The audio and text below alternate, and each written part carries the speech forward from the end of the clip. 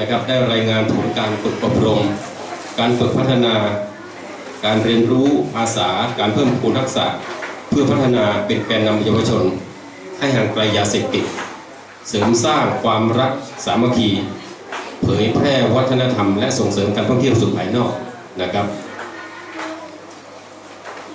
กับผมหวังว่าทุกคนนะครับเยาวชนทุกท่านที่ผ่านการฝึกอบรมในครั้งนี้นะครับจะนำความรู้ประสบการณ์ที่ได้รับในวันนี้ไปต่อยอดใช้ในชีวิตประจำวันนะครับให้เป็นคนดี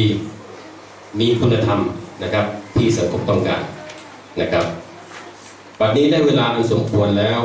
กระผมก็ปิดการอบรมโครงการ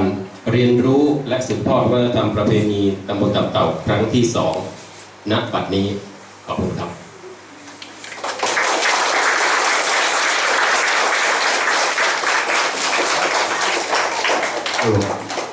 กระผมนายวิเชียรเซยา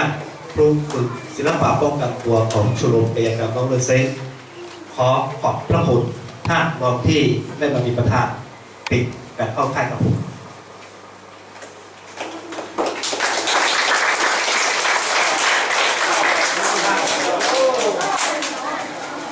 โอเคนะครับเราอย่าเพิ่งไปไหนนะครับนั่งรอตรงนี้นะครับแล้วก็เรายังเหลือกิจกรรมอีก2-3 กิจกรรมนะ